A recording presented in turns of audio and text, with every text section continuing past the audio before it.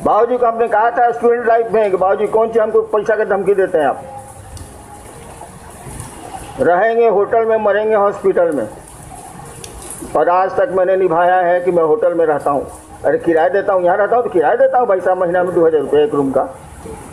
यहाँ रहेंगे होटल में मरेंगे हॉस्पिटल में। तो हमने कह दिया तो हम निभाया, हमने कह दिया शिव मेरे गुरु हैं तो हम निभाएंगे। उनको जो करना है करें, नहीं करना मत करें, और उनका काम करेंगे हम। जब आपकी समझ बढ़ेगी तो बहुत सारे बिंदुओं पर लगेगा कि यहाँ अन्याय हुआ है, बहुत सारे बिंदुओं पर लगेगा कि यहाँ अन्याय हुआ है। जब लगेगा कि अन्याय हुआ है तो थोड़ा आवेश आएगा, जब लगेगा कि न्याय हुआ है तो थोड़ी खुशी होगी। इसलिए इन चीजों को समझने की जरूरत है। इन चीजों पर बहुत ज्यादा दिमाग दौड़ाने की जरूरत नहीं है। आदमी के रूप में हमको आपको सबका सम्मान करना सीखना चाहिए, वो ठीक। लेकिन अपनापन होता है, वो जैसा भी है उसी का है। मैंने एक बार कहा था ना कि मेरा महादेव जैसा भी है मेरा, वो मांस का लोथड़ा हो, वह ईश्वर हो, वह काला हो, वह गोरा हो, या कुछ भी हो, मेरी बात है, मेरा महादेव। इसमें भाई साहब आप क्यों खराब आपको लग रहा है? मेरा महादेव। इन चीजों का बहुत माने नहीं है। और जितनी भी आपको लगता है कि गड़बड़ियां हैं, जितना भी आपको लगता है कि असुविधाएं हैं या लोगों के आचरण आपके मन के अनुकूल नहीं है, ये सारी बातें आपके गुरु को समझ में आती हैं। ऐसा कुछ भी नहीं है जो शिव नहीं जानते हैं, ऐसा कुछ भी नहीं होगा जो शिव की जानकारी में हो सकता है, ऐसा कुछ भी नहीं। हमको आपको लगता है ऐसा, वह महादेव को भी लगता है, आपके गुरु को भी लगता है। तब भी उन्होंने कुछ कहा नहीं, चुप रह गए वो। हम आप क्या करेंगे, क्या करते हैं, क्या करना चाहिए, सब मालूम है उस शिव को। तब भी वो कुछ बोले नहीं, कुछ उन्होंने कहा नहीं, केवल इतना ही कहा, जाओ दूसरों को समझाओ, दूसरों को समझा के शिव शिष्य बनाओ। समझाओ तो उन्होंने नहीं कहा, उन्होंने कहा कि जाओ दूसरों को शिव शिष्य बनाओ और दूसरों को यही काम करने को कहो।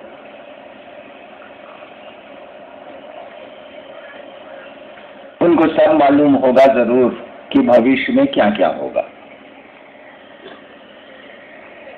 और उनको अगर नहीं मालूम है तो शिष्य को तो मालूम हो ही नहीं सकता। तब भी वो कुछ नहीं बोले, चुप रह गए। क्यों चुप रह गए, इसका उत्तर तो उन्हीं के पास है। जो हम लोगों ने सुना उतना ही बोल सकते हैं। यानी जो उसने कहा है, अगर आप उसी पर खड़े रह जाएं। मैंने कहा था 1-2 दिन पहले कि आप गड्ढों को देखेंगे तो आपकी यात्रा गड्ढों की ओर होगी, आप खराबियों को देखेंगे तो आपकी यात्रा खराबियों की ओर होगी, आप अच्छाइयों को देखेंगे तो आपकी यात्रा अच्छाई की ओर होगी। तो जो गुरु ने कहा उस पर नजर रखिएगा, उस पर चलने की मंशा रखिएगा, उस पर चलने की कोशिश करिएगा, तो आप देखेंगे धीरे धीरे धीरे धीरे सारी चीजें ठीक हो रही हैं, ठीक हो जाएंगी। याद करिए, आज से 20 साल पहले, 15 साल पहले बिहार में जब शिव शिष्यता शुरू हुई थी तो कितनी तरह की बातें आई थी। किसी ने 13 सूत्र बनाए, किसी ने 21 सूत्र बनाए, किसी ने 2 सूत्र बनाए, किसी ने कुछ किया, किसी ने कुछ किया, किसी ने कुछ किया। आज क्या स्थिति? हम लोगों ने कुछ नहीं कहा किसी पर। जो गलत थे वो खुद ही अलग होते चले गए, जो सही थे वो खुद ही सटते चले गए। हम लोगों ने कुछ नहीं कहा, किसी का विरोध नहीं किया, लेकिन चीजें सुधरती चली गई। कितना बहुत कुछ सुंदर हो गया है शिव शिष्यता में। बहुत कम जगह गड़बड़ियां हैं और वो गड़बड़ियां भी खत्म हो जाएंगी अगर उन गड़बड़ियों पर आप ध्यान नहीं देंगे। अगर ध्यान देंगे तो वो रहेंगी, ध्यान नहीं दें, गुरु जो कहते हैं उस पर ध्यान दें, वो चीजें धीरे धीरे खत्म हो जाएंगी। अगर नहीं खत्म होती तो शिव जरूर बोलते, वहां भी कोशिश करने की जरूरत होती तो महादेव जरूर कहते कि उस जगह भी हिट करना, उस जगह भी कोशिश करना, नहीं बोले वो। ऐसे ही उसको गुरुओं का गुरु नहीं कहा जाता है, ऐसे ही वो गुरुओं का मालिक नहीं बना हुआ है, जिसके एक वाक्य से संसार की चीजें शिव की ओर घूम सकती हैं, उसी का नाम है महादेव। एक वाक्य उसने कहा, जाओ दूसरों को शिव का शिष्य बनाओ। इतनी सी बात आपको पता हो या नहीं हो, संसार की सारी सिद्धियां इसी आदेश में है, संसार का सारा भोग इसी आदेश में है। शिव ने ही कहा है, इसकी परिधि के बाहर कुछ भी नहीं, कुछ भी नहीं। और होता तो वो जरूर बोलते, और हम लोगों ने तो अपने जीवन में देखा उसके बाहर कहीं कुछ नहीं। संसार की कोई सिद्धि उसके बाहर नहीं है, कोई समृद्धि उसके बाहर नहीं है, कोई सुख उसके बाहर नहीं है, कुछ भी उसके बाहर नहीं है। आध्यात्म जैसी दुनिया उसमें सिमट गई है, बिल्कुल एक मुट्ठी में आ गई है, मात्र उसकी एक पंक्ति में गुरु इसको कहते हैं, ये है महादेव। और उसने कुछ कहा ही नहीं, बिल्कुल हल्की बात कही कि जाओ दूसरों को शिव से बनो, और कुछ कहा ही नहीं, बहुत मामूली बात कही। लेकिन जब इसमें आप घुसते हैं, मास्टर वही ना है जो बच्चे को कहे कि कुछ नहीं है बहुआ, कुछ नहीं है, एकदम हल्का है, खाली गुड़वा इधर से उधर करो ना, साला उसी में सब हो जाता। बढ़िया मास्टर तो आपको पहले बताएगा नहीं कि बहुत आगे बहुत गहराई है या कठिनाई है, वो तो जान ही रहा है कि कम पानी में तैर रहा है, धीरे धीरे वो ज्यादा पानी को भी तैरिए जाएगा ही। लेकिन मैं इस पहले कम पानी में तैरना सीखे तो आप बुझे कि दो तरीके, टॉप में हमको महादेव सिखा रहे हैं तैरना, जीना, आगे तालाब भी है, उसके बाद समुद्र भी है, और तब आपको कोई दिक्कत नहीं है, आप पार कर जाएंगे, क्योंकि तब में आपने तैरना सीख लिया। हमने तो यही पाया है कि शिव ने जो कहा बड़ा आसान सा लगा, अब उतना ही भारी लगता है, उतना ही कठिन लगता है। लेकिन क्या करिएगा, गुरु का आदेश है, हमको आपको करना है, हम लोग क्या कर सकते हैं, जो उन्होंने कहा है हमको आपको करना है। और व्यवस्था और सुरक्षा और भोजन और ये बहुत मानी नहीं रखते। ठीक है, लौकिक दृष्टिकोण से आप लोग बात कर रहे थे, मैं सुन रहा था, इसका बहुत अर्थ नहीं है। सब कुछ हम लोग अपने माथे ले लेंगे तो कुछ तो शिव करेंगे, कुछ तो महादेव को करना होगा, कुछ उनके भी हिस्से छोड़ दीजिए कि वो कुछ करें, थोड़ा करें। तो सुरक्षा बहुत मानी नहीं रखती है, गड़बड़ियां बहुत माने नहीं रखती है, और व्यवस्था बहुत माने नहीं रखती है। ये लौकिक दृष्टिकोण से गलत है, इसीलिए लौकिक समाधान पर आप बात कर रहे थे। ठीक है, बात होनी चाहिए कि लौकिक मामला है तो लौकिक समाधान ढूंढे जाने चाहिए, लेकिन आपका लोक भी परलोक से ही चलता है भाई साहब, आपका हमारा लोक भी परलोक से ही चलता है। हमारा जीवन, हमारी सांसें, हमारा आना, हमारा जाना, हमारा रहना लोक से निर्धारित नहीं है। हम आप बैठ के किसी के, इतने आदमी हैं, किसी के जीवन को नहीं बचा सकते, बहुत कठिन है। देखिए फिर इतने लोग हैं, इतनी शक्तियां हैं, सब टुकड़े टुकड़े में शक्तियां बैठी हैं उस शिव की, कुछ नहीं कर सकते। यानी हमारा आपका ये जीवन भी वहीं से चलता है, दिखता है लोक में, लेकिन इसके पीछे जो ऊर्जा आई है, जो शक्ति काम कर रही है, वो हमारे आपकी आंखों से नजर नहीं आती, वो परलोक की है, दूसरे लोक की। तो लौकिक रूप से जो व्यवस्थाएं जरूरी है हम आप जरूर करेंगे, और हमको आपको करना चाहिए। क्योंकि लोक में हम रहते हैं, इस दुनिया में हम रहते हैं, तुरंत आरोप और आक्षेप हम पर आप पर लगेंगे। तुरंत लोग कहेंगे कि ऐसा हुआ, ऐसा हुआ, ऐसा हुआ, इससे तो बचना ही पड़ेगा। लेकिन अगर महादेव का आदेश आप ठीक से करते हैं तो ये आरोप नहीं लगेंगे। आपको महादेव ने कहा दूसरों को शिव शिष्य बनाओ, अब आप शराब पी के मंच पर जाइएगा, लोग कहेगा दारू पिए हुए हैं, साला क्या बोले। देखिए गुरु का आदेश अब गड़बड़ा रहा है, उन्होंने कहा दूसरों को शिव शिष्य बनाओ, वो कहेगा कि नहीं साहब कौन सी बोलेगा, शिव शिष्य बनाओ, ऐसा अपने दारू पी के बैठा हुआ। देखिए आपको गुरु का कार्य करने में संयम बरतने की जरूरत हो गई। आप गंदा रहेंगे, बहुत गंदा रहेंगे, लोग कितना गंदा रहता है, देह बसा रहा है, साला इसके बगल में क्यों बैठेगा, चलो हटो, फिर शिव से नहीं बनेगा। बहुत सारी बातें मैंने अपने जीवन में देखा है कि बहुत कुछ संयम खुद ब खुद हमको आपको करना पड़ता है गुरु कार्य के लिए, और महादेव ने कुछ नहीं कहा। आज से 15 साल पहले कार्यशाला हुई थी तो लोगों ने प्रस्ताव दिया था कि शिव शिष्यता में अनुशासन लागू किया जाए। शिव शिष्यता में अनुशासन लागू किया जाए। तो मैंने कहा था कि कोई अनुशासन शिव शिष्यता में लागू नहीं किया जाएगा। महादेव का काम करने वाले लोग खुद ही अनुशासित हो जाएंगे। उसके एक वाक्य में इतनी ताकत है कि अगर अनुशासन तोड़ेंगे तो फिर दुनिया के लोग आपकी बात ही नहीं सुनेंगे। और जैसे जैसे शिव शिष्यता में हम आगे बढ़ेंगे, जैसे जैसे हमारा आपका शिष्य भाव शिव की ओर चलेगा, सब कुछ ठीक होता चला जाएगा। शिव पर आज तक कोई आरोप नहीं लगा। वही एक देवता है, वही महादेव है जिस पर आज तक कोई आरोप नहीं लगा, कोई आरोप टिका ही नहीं। किसी ने लगाया ही नहीं तो फिर टिकने का क्या सवाल है, वो लोक हो या परलोक। महादेव ही एक ऐसा है जो आरोपों से सबसे अलग है, क्योंकि सभी आरोप उसमें जाके समा जाते हैं, सभी विसंगतियां उसमें जाके समा जाती हैं और एक हो जाती हैं।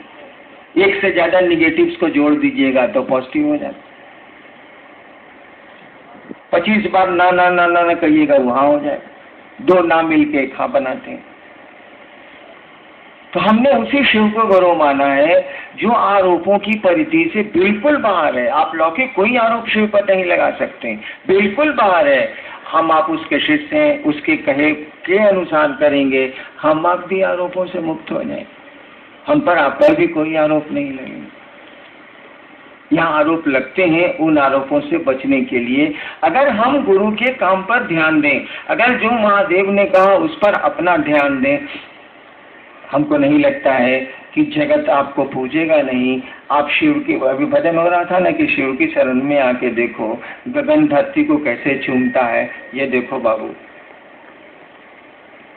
इसीलिए बहुत माथा दौड़ाने की जरूरत नहीं, बहुत आए पाए करने की जरूरत नहीं। जो गुरु ने कहा उसको सही मंशा से करने की कोशिश कीजिए। समझिए कि शिव ने क्यों ऐसा कहा है।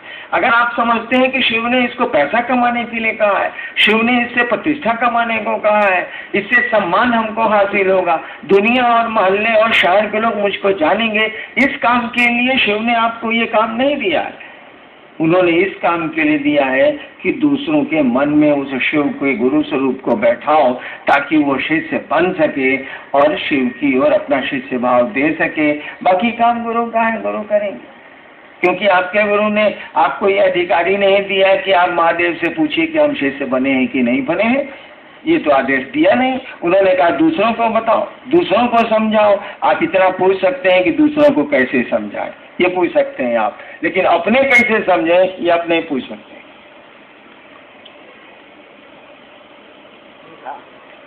क्यों कहा ऐसा? क्यों नहीं कहा कि तुम पूछना हमसे कि तुम शिव शिष्य हुए कि नहीं हुए? क्यों कहा? क्यों नहीं कहा? इसीलिए नहीं कहा, ये तो गुरु की जिम्मेवारी है। कोई शिष्य होगा तो उसको शिव बनाने की गुरु की जिम्मेवारी है। तो वो क्यों तुमसे आपसे कहेगा कि तुम कहाँ पहुंचे हमसे पूछना? उसकी तो ड्यूटी है, वो तो करेगा। तो आपको स्कोप क्यों देगा? नहीं होगा कब न पूछिएगा।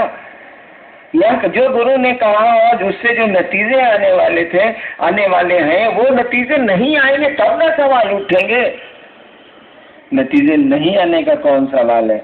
5 करोड़ मच्छर विक्रांत जलपोत पर बैठ गया है। वो जो पहले चलता था ना जलपोत विक्रांत, अब तो बंद हो गया।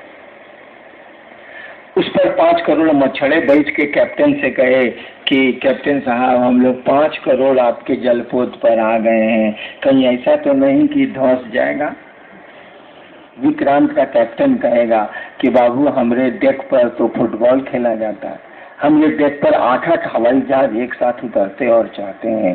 तुम्हारे 5 करोड़ मच्छर के बैठने से क्या अंतर आता है? 10-20 करोड़ और हो तो आ जाओ, कोई दिक्कत नहीं है। हम खुलेंगे और जहाँ जाना है पहुँच जाएंगे। तुम बैठो, कोई दिक्कत नहीं। उड़ोगे तभी दिक्कत है, उड़ जाओगे तब फिर तो हम तुमको पहुँचा नहीं सकेंगे। तुम्हारे वजन से इस जलपोत को में कोई हलचल नहीं होने वाली है। थोड़ी हलचल भी होती, वो भी नहीं होने वाली है। तो शिव गुरु का तो ऐसा पद है कि हम पूरा जगत समा जाए। जगत मैंने धरती, जगत में बहुत छोटी चीज है। पूरी धरती समा जाए, पूरा जगत समा जाए, तब भी उस जलपोत में कोई हलचल नहीं होने वाली है, कोई उसको दिक्कत नहीं होने वाली है। आदमी रहे तब ना, यहाँ शिव ही गुरु है, आदमी तो हम लोगों के बीच में गुरु नहीं है।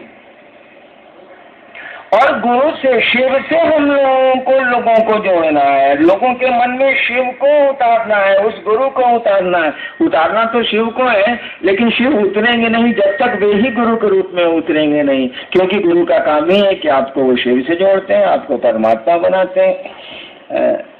हमको आपको जुड़ना है उस महादेव से ही जिसकी घरों में पूजा होती है। लेकिन हम लोग आप जुड़ कर तो आ रहे हैं। पूजा पूरी की पूरी पूजा जो हमारी चल रही है, स्थापित जो पूजा पद्धतियां हैं, वो पद्धतियों में आके दम तोड़ रही है, विधियों में आके दम तोड़ रही है। नतीजे तो आ नहीं रहे, बहुत कम आ रहे हैं, बहुत हल्के आ रहे हैं। लेकिन वो पद्धति में ही वो पानी नलके से कहाँ से गिरेगा, पाइपे में खत्म हो जा रहा है, नल से आ ही नहीं रहा, तो प्यास तो मिटेगी नहीं। बूंद बूंद कभी टपक गया तो प्यास मिट गई, अन्यथा वो पानी का सप्लाई तो पाइप में ही रह जा रहा है, चल ही नहीं पा रहा है। बिना गुरु के ये काम होता नहीं है। हम लोगों ने कहा उस शिव को गुरु बनाइए।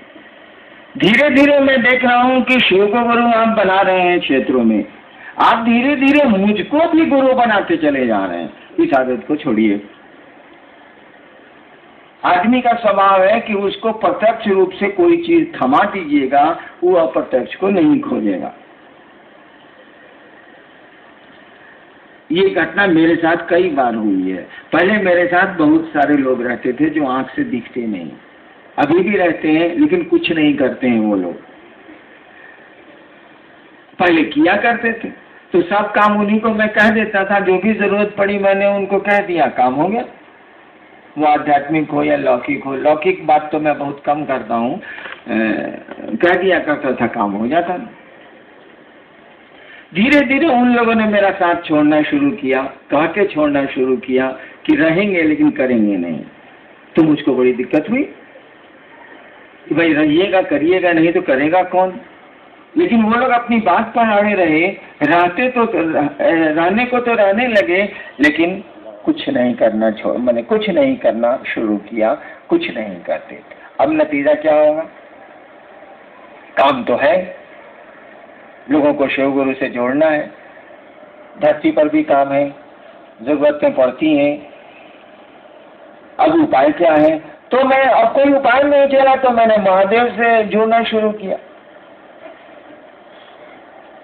ठीक उसी तरह से आप मुझसे लोगों को जोड़ देंगे तो वो शिव से जुड़ेगा नहीं, वो मुझको ही पकड़ लेगा।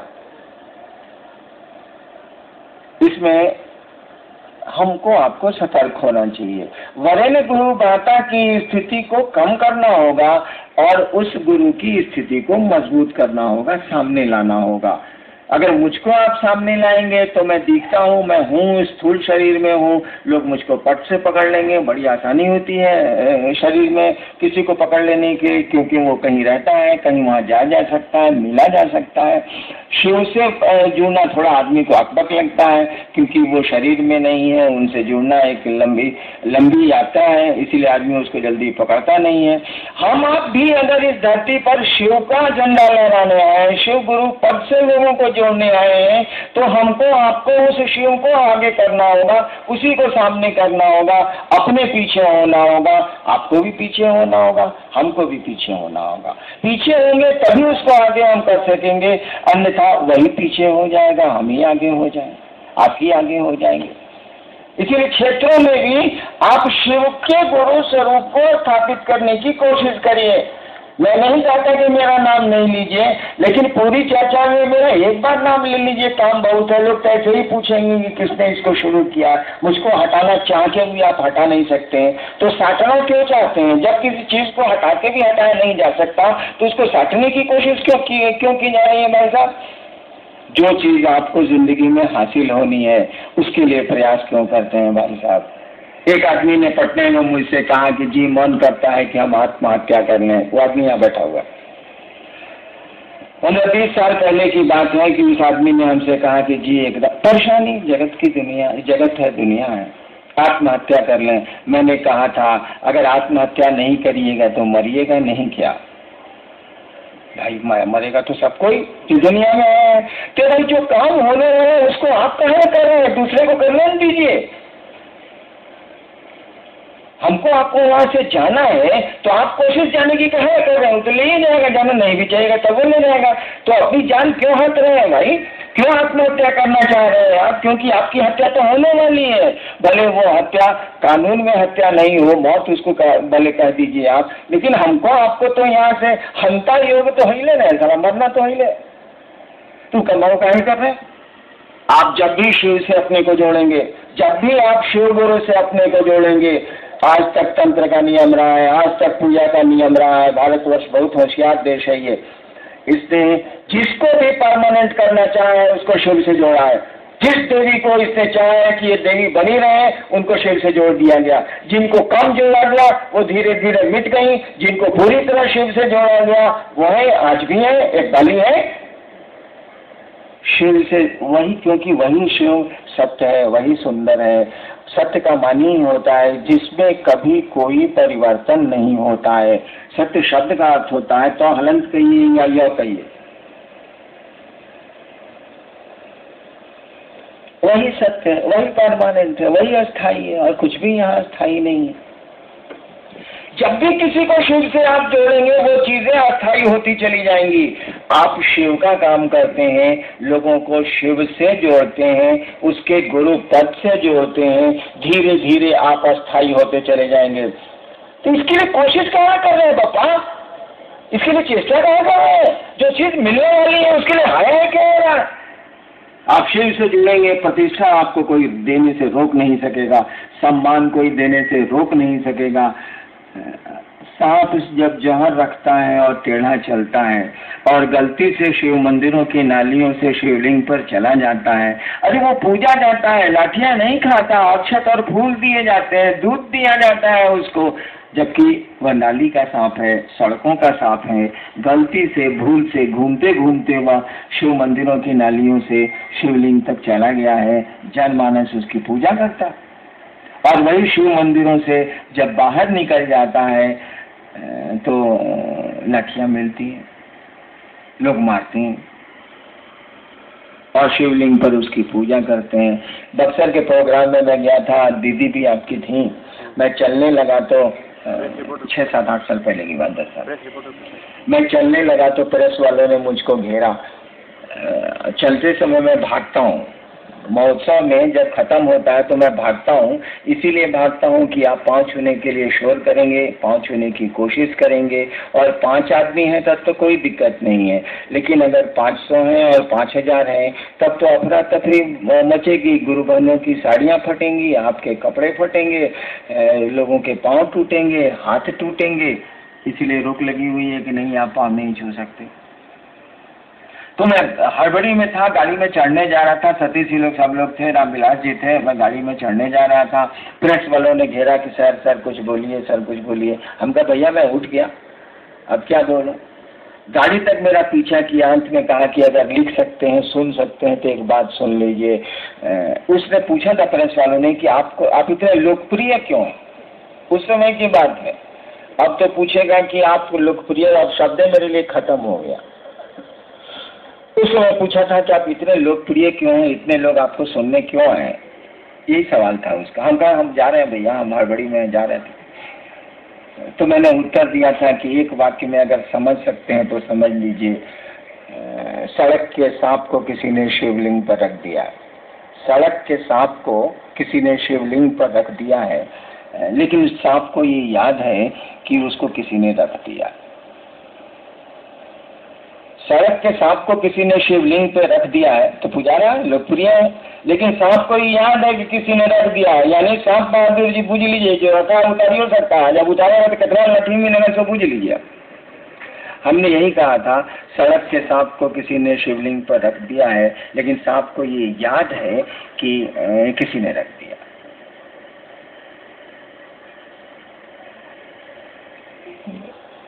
तो सम्मान तो हम लोगों के पीछे पीछे चल रहा, उसकी कोशिश क्या, उसके लिए प्रयास क्या, वो तो चाहिए उसका आपको हटाना कि हटाइए हटाइए हटाइए, हटे उठेगा नहीं आपसे। शिव के साथ सटे हैं, शिव के साथ दूसरों को सटा रहे हैं, सम्मान आप चाहिएगा, दुनिया चाहेगी तब भी नहीं हटा सकेगी। आप उल्टा उससे जुड़ने का प्रयास करते हैं, जो चीज होने वाली है उसी को करना चाहते हैं, नहीं भी करिएगा तो होगी, और उसको रोकिएगा तब भी होगी, क्योंकि शिव की बात आप कर रहे हैं, उनके गुरु स्वरूप की बात कर रहे हैं। सम्मान तो आपके साथ सटा हुआ है, उसके लिए कोशिश क्यों करते हैं, उसके लिए चेष्टा क्यों करते हैं? एक समय आएगा कि सम्मान आपको मिल जाएगा। अभी ही बहुत सारे गुरु भाई हैं जिनको मोहल्ले वाले नहीं जानते थे, अब जिलों से बाहर राज्य वाले उसको जानते हैं। देखिए सम्मान मिल रहा है कि नहीं मिल रहा है, वो चाहता नहीं है तब भी मिल रहा है, और चाहता है तब तो सारा महादेव के चले नहीं, वो समझता ही नहीं।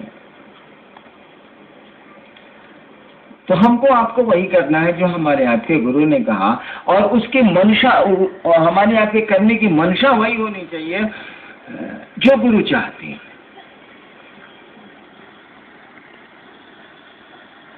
और एक जगह तो हम लोग ऐसा कर ही सकते हैं, मैं कहाँ लौकिक जगत में किसी को कुछ बोलता हूँ, आप कैसा रहते हैं, क्या करते हैं, क्या नहीं करते हैं, मैं कुछ बोलता नहीं, केवल बोलता हूँ कि आप महादेव का काम करिए, लोगों को शिव से बनाइए, लोगों को समझाइए। मैं जानता हूँ कि इस काम को जैसे करेंगे आपका लौकिक आचरण ठीक हो जाए, क्योंकि करने के पहले आपको लौकिक आचरण धीरे धीरे ठीक ही करना होगा, अन्यथा आप कर ही नहीं सकेंगे। मैं कुछ नहीं बोलता, आप केवल आपको प्रेरित करता हूँ कि अपने गुरु से लोगों को जोड़िए, और आप नहीं जोड़ पाते हैं तो इसके लिए अपने गुरु से दया मांगिए, जिसने आदेश दिया है उसको कहिएगा ना कि हमसे ही काम नहीं हो रहा है। अब वो कोई उपाय सोचेगा कि काहे नहीं हो रहा। वैसे मैंने देखा है कि जब भी आप अपने महादेव से ये कहते हैं कि आपका आदेश हमसे नहीं हो रहा है, और कहने का सिलसिला आप जारी रखते हैं क्योंकि आपका मन कर रहा है करने को, धीरे धीरे धीरे धीरे रास्ते खुल जाते हैं, रास्ते बन जाते हैं। जो असुविधाएं आपको हैं, जो बाधाएं हैं, जो अवरोध हैं, वो धीरे धीरे खत्म होने लगते हैं। क्यों? इसीलिए कि हमारे आपके संस्कार, संस्कार किसको कहते हैं?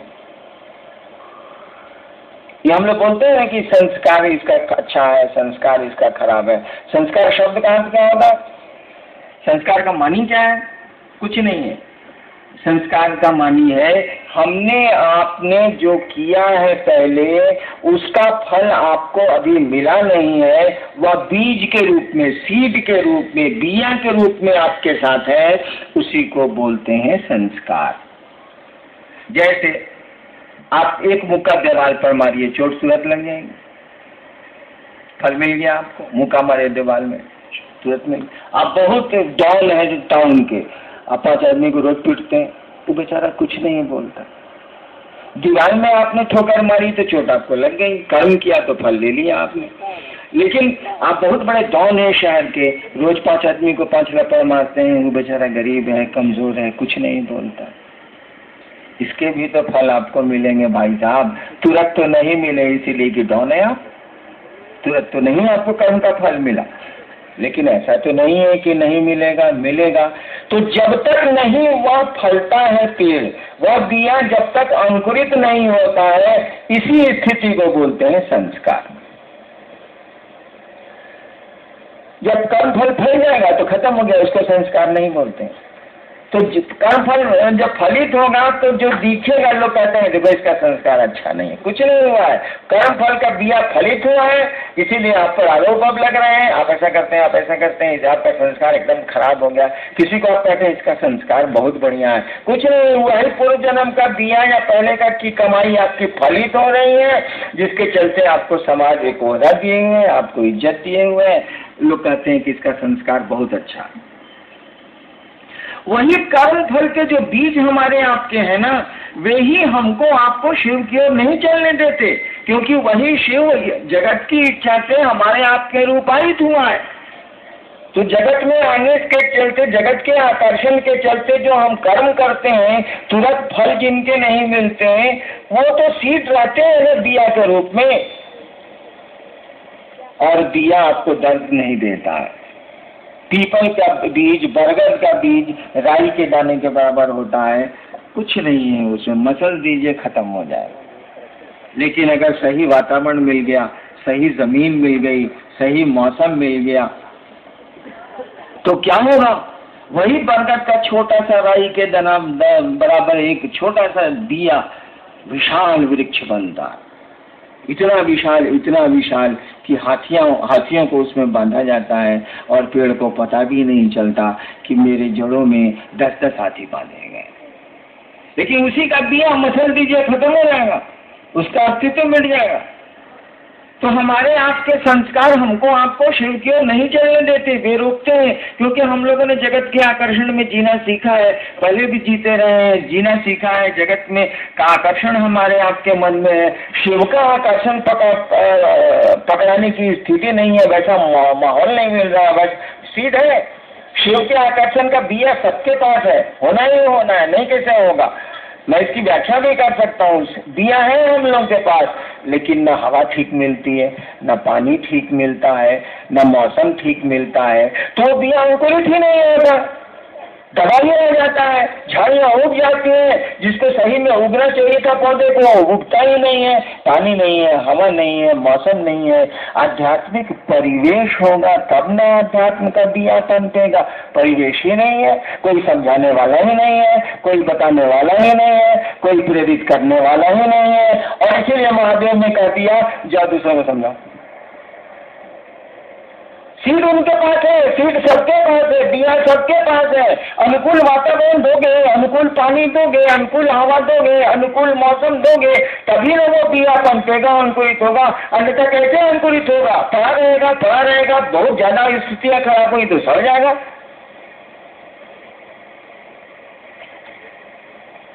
गुरु की दया इन्हीं संस्कारों में परिवर्तन करती है। गुरु की दया हमारे प्रारब्ध कर्मों में परिवर्तन करती है। जब उनकी दया आपको मिलेगी तो आप गुरु चर्चाएं करते हैं तो आपके कष्ट कम होते हैं, आपकी तकलीफें, आपकी बाधाएं, आपके जीवन के अवरोध घटते हैं। क्यों घटते हैं? गुरु चर्चा करते हैं, गुरु का आदेश करते हैं, जैसे किसी का आदेश मानिएगा उसकी दया आपको मिलेगी। जैसे किसी की हुकूमत मानिएगा वो आदमी आपके प्रति सॉफ्ट कॉर्नर होगा, उसके पास आपके दिल में जगह होगी, उसकी दया आपको मिलेगी। और गुरु की दया, शिव की दया, धरती पर कौन सी चीज है जो नहीं हो सकती? किम न सिद्धते भूतले।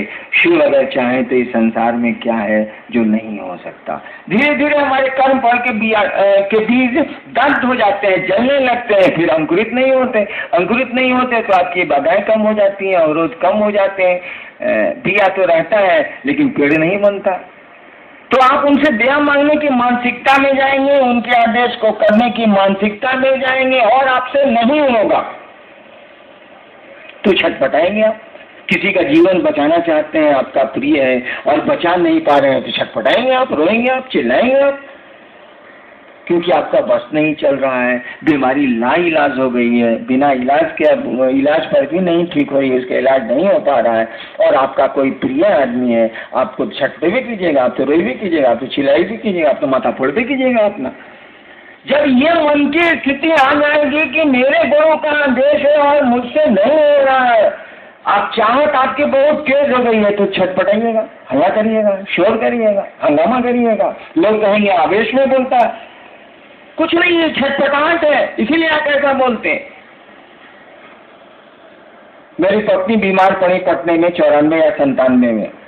1 बजे रात में उनको स्ट्रोक जब पड़ा तो मैं थोड़ा कोढ़िया हूँ, अस्पताल से बहुत डरता हूँ।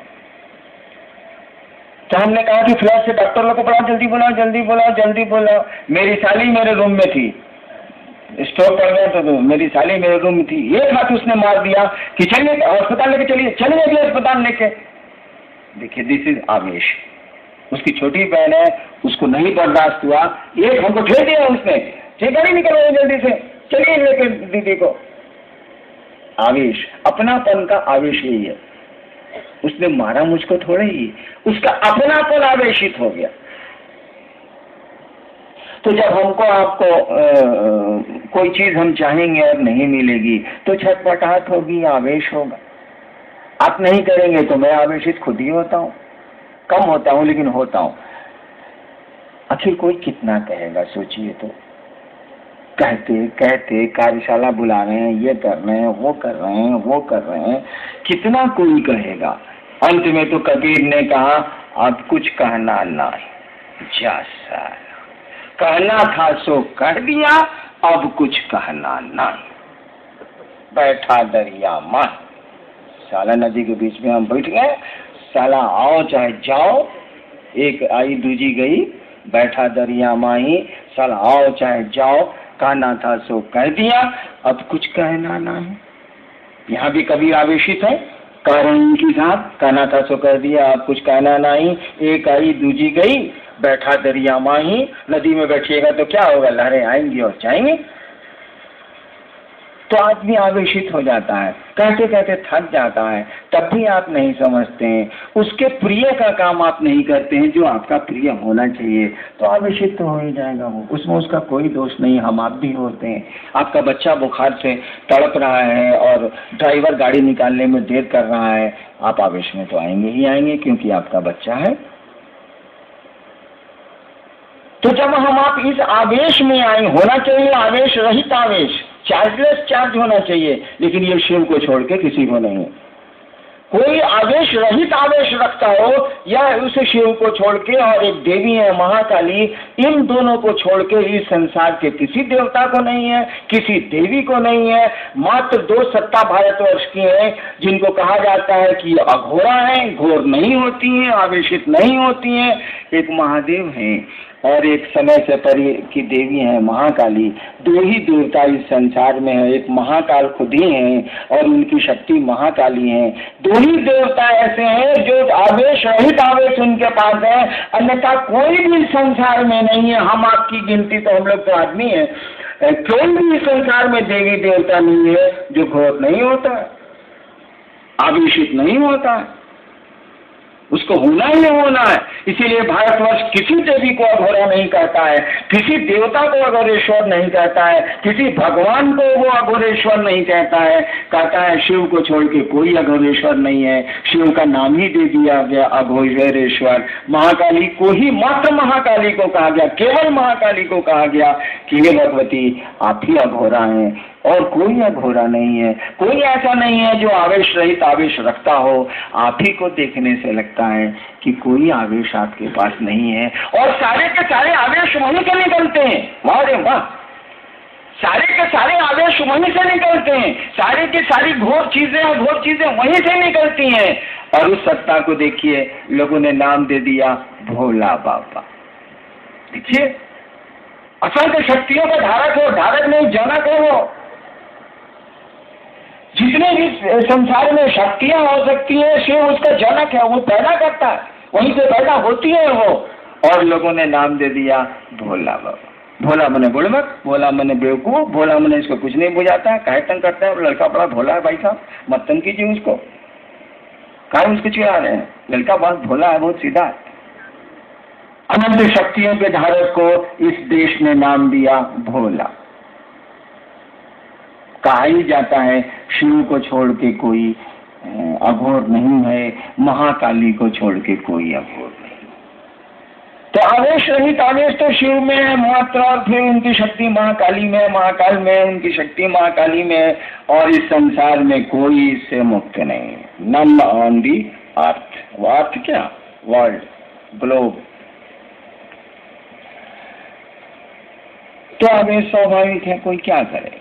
कभी तो दिया के कहिए दिन की, एक गई दूजी आई, एक आई दूजी गई, बैठा दरिया माही, कहना था सो कह दिया, अब कुछ कहना नहीं। हम लोग के साथ दिक्कत क्या? कभी तो बोल के चले गए कि अब कुछ कहना नहीं, हम लोग के पीछे तो चला भलुए हम लोग को पकड़ लिया है। हम लोग कंबल को थोड़े पकड़े हैं, सर दिखता है कंबल है, भालू साहब हुए धर लिया, वो डूब रहा था, हम डूब रहे थे। कंबल पहन के बुझ के साधु जी निकालने गए, था साला भालू धर लिया साधु जी को।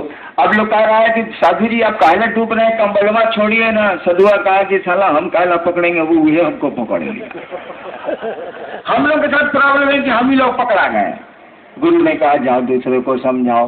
अब आप कह नहीं सकते हैं कि अब कुछ कहना नहीं, फेरा लग गया।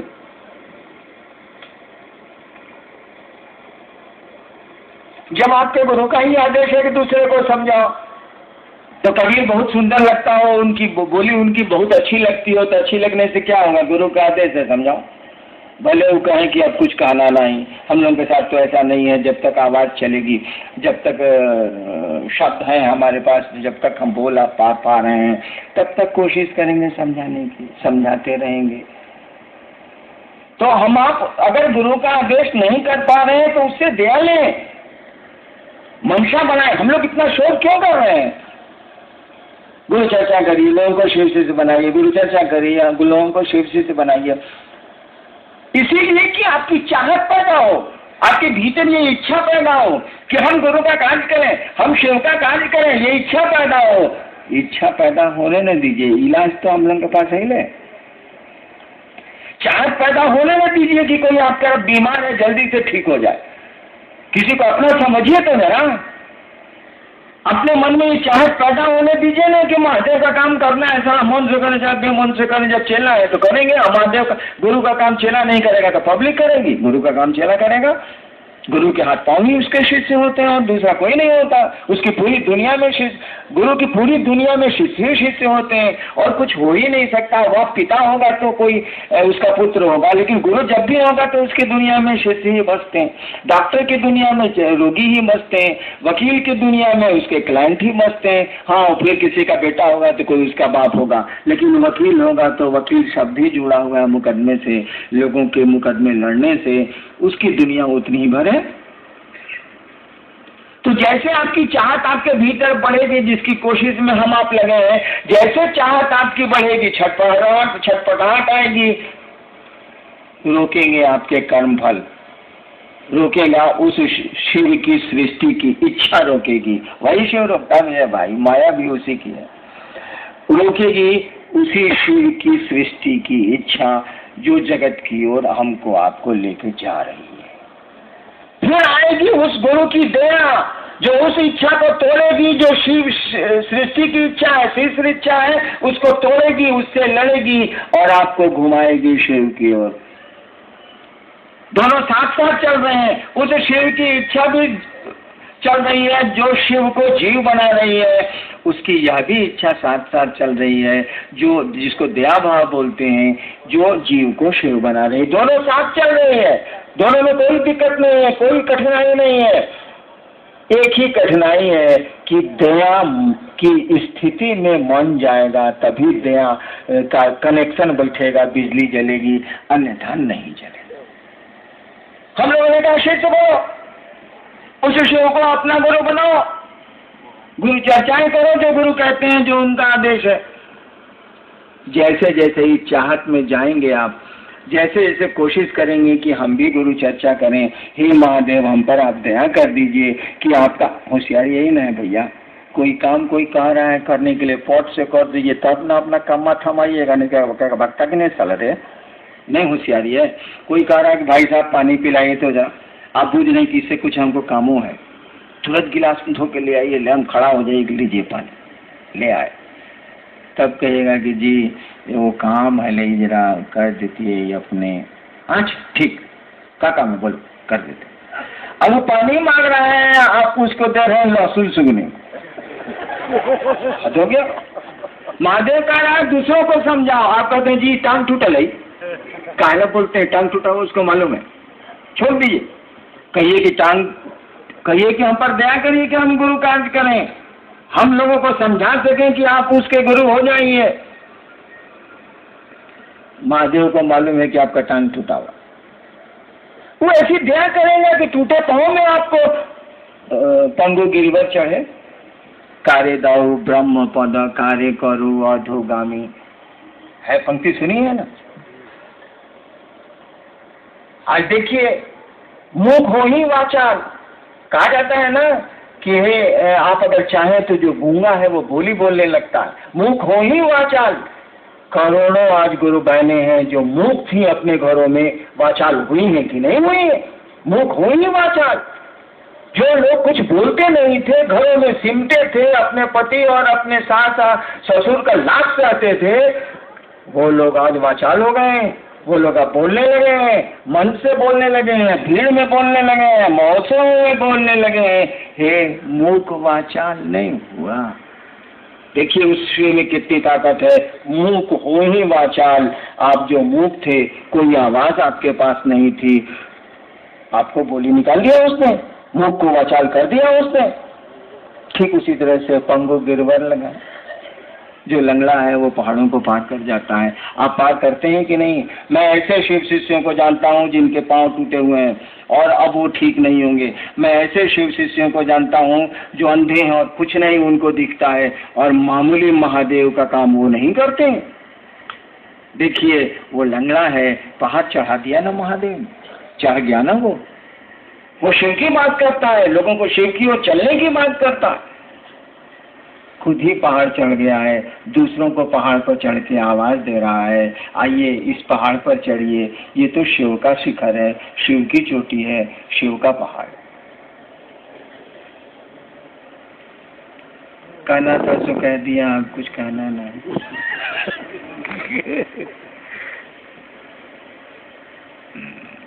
मुझको तो अच्छा लगा आपका आना। आपको मेरा आना अच्छा लगा कि नहीं लगा ये मैं नहीं जानता, लेकिन मुझको आपका आना जरूर अच्छा लगा। और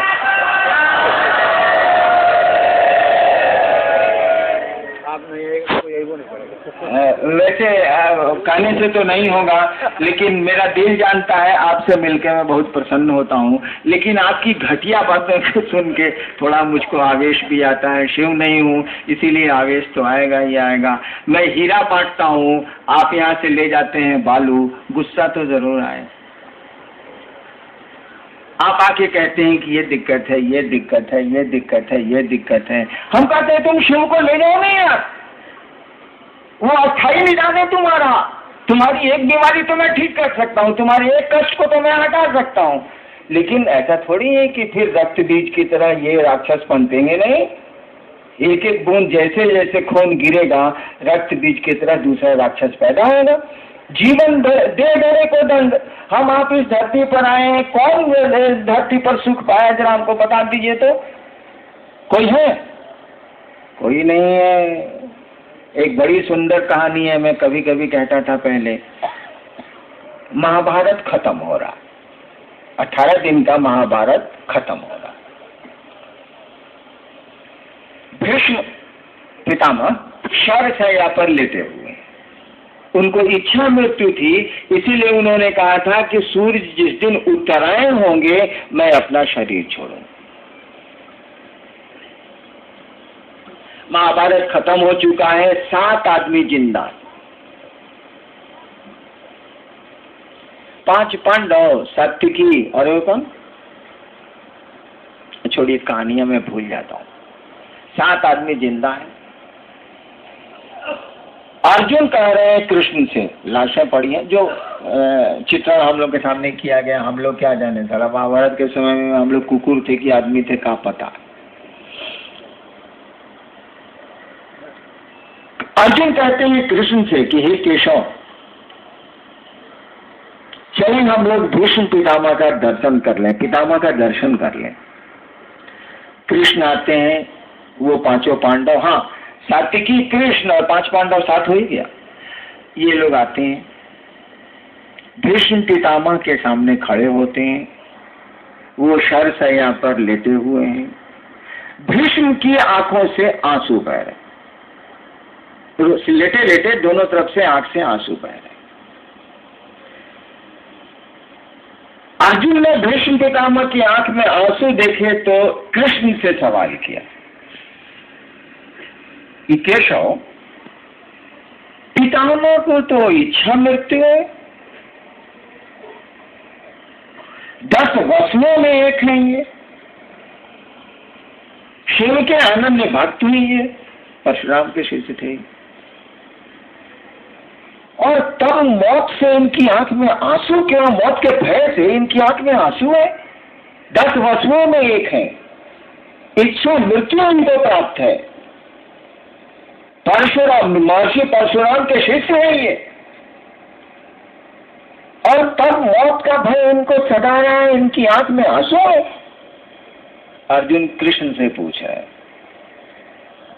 कृष्ण कोई उत्तर नहीं दे रहा, चुप। सवाल हुआ है केशव से, उत्तर आप दे रहे हैं भीष्म पितामह, लेटे लेटे। और भीष्म पितामह अर्जुन को उत्तर नहीं दे रहे हैं, अब कृष्ण को उत्तर दे रहे हैं। सवाल अर्जुन का केशव से है, केशव कुछ नहीं बोल रहे हैं, और भीष्म पितामह उत्तर दे रहे हैं अर्जुन को नहीं, कृष्ण को। भीष्म ने कहा, पितामह ने कहा कि केशव, मेरे आंखों में आंसू इसलिए नहीं है कि मुझको मृत्यु का भय है, मुझको तो इच्छा मृत्यु प्राप्त है, मौत से मुझको कोई भय नहीं। मेरी आंखों में आंसू इसलिए है कि जब से कृष्ण तुम्हारे, केशव तुम इन लोगों के साथ आए हो द्रौपदी के स्वयंवर से, मेरी आंखों में आंसू इसलिए है कि जब से केशव तुम पांडवों के साथ आए हो, साक्षात, मैं जानता हूं कि तुम साक्षात ईश्वर हो, साक्षात ईश्वर पांडवों के साथ हैं, और द्रौपदी के स्वयंवर में साथ आए थे। द्रौपदी के स्वयंवर से लेके आज तक दुखों का जो पहाड़ पांडवों पर गिरा है, उससे तो कौरव भी वंचित है। मैं इसीलिए मेरी आंखों में आंसू हैं कि उस परमात्मा की लीला का तो कुछ पता ही नहीं चलता।